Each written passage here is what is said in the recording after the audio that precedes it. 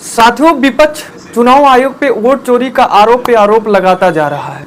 बीते दिन 7 अगस्त को प्रेस कॉन्फ्रेंस में राहुल गांधी ने कहा कि चुनाव आयोग बीजेपी के साथ मिलकर वोट चोरी कर रही है और देश के खिलाफ काम कर रही है। उन्होंने 2023 के एमपी चुनाव और 2024 के महाराष्ट्र चुनाव को उल्लेखित करते हुए दुख जताया कि यहाँ पर चुनाव आयोग ने पूरी तरह से गलत किया है। जिसके बाद उन्होंने कर्नाटक के बेंगलुरु सेंट्रल लोकसभा के महादेवपुरा विधानसभा का जिक्र किया कि यहाँ पर 1 लाख से ज्यादा फर्जी वोट डाली गई थी। एक एक व्यक्ति के नाम से कई वोट डाली गई थी। यहाँ पर उन्होंने कहा कि इस समय चुनाव आयोग पूरी तरह से जो है बीजेपी के पक्ष में जाकर जो है वोट चोरी करवाकर बीजेपी को जितवाने का काम कर रहा है। और राहुल गांधी ने यह भी कहा कि चुनाव आयोग आज अगर पूरी वोटर लिस्ट दे दे तो आज साबित हो जाएगा कि बीजेपी के प्रधानमंत्री निष्पक्ष तरह से वोटों से जीत कर नहीं बल्कि पूरी तरह से गलत तरह से जीत कर प्रधानमंत्री बने हुए हैं। यानी कि ये आरोप विपक्ष का छोटी मोटी आरोप नहीं है, ये बहुत बड़ी आरोप है। इसमें सच में वास्तव में चुनाव आयोग के इस आरोप पर जो है सफाई देनी चाहिए और पूरा जो मांग कर रहा है विपक्ष उसको दिखाना चाहिए कि विपक्ष जो कह रहा है वो गलत है, विपक्ष जो कह रहा है वो सही है। डाटा देना चाहिए क्योंकि ये तो प्रधानमंत्री तो बनते आते जाते हैं। एक समय था कि देश में चौधरी चरण के नाम का भी अगर कोई गलत कह देता था तो बवाल हो जाती थी।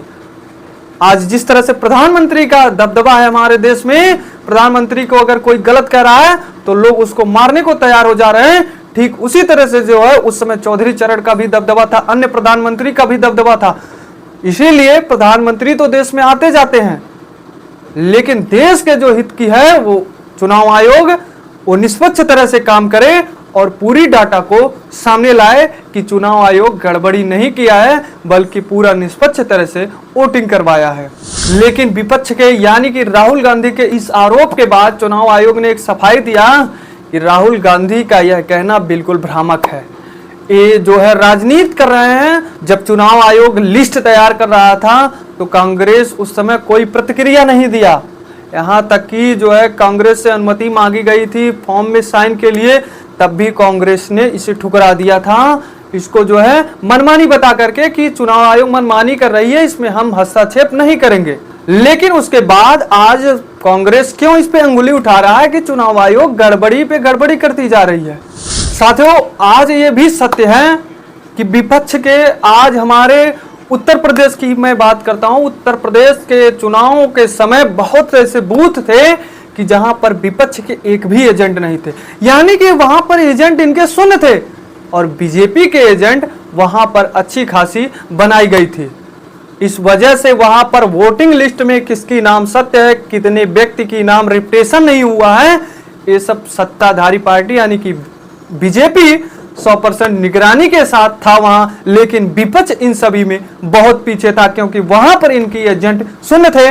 तो एजेंट नहीं थे तो वोटर लिस्ट कैसे पता लगेगा कि यहाँ पर इस व्यक्ति के नाम का 2 बार वोट पड़ रहा है, 5 बार वोट पड़ रहा है, इस गांव के बजाय दूसरे गांव में वोट पड़ रहा है। कोई ये जांच नहीं कर पाया विपक्ष। लेकिन वहीं सत्ताधारी बीजेपी ने अपने एजेंट को रख करके जो है क्या सत्य चल रहा है, क्या सत्य यहाँ पर है, क्या गलत हो रहा है, सब जांच कर लिया। यानी कि विपक्ष की अगर देखा जाए तो विपक्ष स्वयं अपनी गलती किया है, अपनी गलती को एक्सेप्ट ना करके वह डायरेक्ट जो है बीजेपी के ऊपर उंगली उठा रहा है। लेकिन वास्तव में मैं यही कहना चाहूंगा एक आम नागरिक की तरह कि सच में अगर राहुल गांधी आरोप लगा रहे हैं तो इस पर जांच होनी चाहिए। चुनाव आयोग को सामने आकर के पूरा डाटा देना चाहिए कि नहीं ये गलत नहीं है, सही हुआ है। अगर राहुल गांधी गलत आरोप लगा रहे हैं तो राहुल गांधी के ऊपर कार्रवाई होनी चाहिए। अगर चुनाव आयोग गलत किया है तो चुनाव आयोग के प्रति भी कार्रवाई होनी चाहिए भारतीय कानून के तहत। साथियों, कांग्रेस तो ये आरोप लगा रही है, लेकिन कांग्रेस से ही संबंधित विपक्ष से ही संबंधित एक नेता है योगेंद्र यादव जी। मैं उनकी बात करूं, योगेंद्र यादव ने 2024 के चुनाव में कहा था कि बीजेपी की 240 से 260 निकलेगी, जो कि वास्तव में सत्य यही हुआ कि लोकसभा के चुनाव में बीजेपी 240 सीट जीती। यानी कि ये योगेंद्र यादव कांग्रेस से संबंधित है, कांग्रेस के साथ जो है उठना बैठना इनका है। लेकिन इन्होंने जो कहा 240 सीट बीजेपी निकालेगी, एनडीए निकालेगी, वास्तव में वह सत्य हुआ। हालांकि योगेंद्र पाल की जब 240 की बात सत्य हुई तो तमाम जगह लोगों ने प्रतिक्रिया दिया कि ये जो है इन्होंने जो कहा वो सत्य हुआ। जगह जगह इनके खिलाफ आंदोलन भी हुआ था उस समय कि आखिर में एक कहे हुए व्यक्ति की बात सत्य कैसे हो गई, वो भी चुनाव से पहले। तो साथियों, आप अगर एक आम व्यक्ति हैं तो आपको जो है नेताओं से नहीं बल्कि अपने देश के हित में काम करना चाहिए।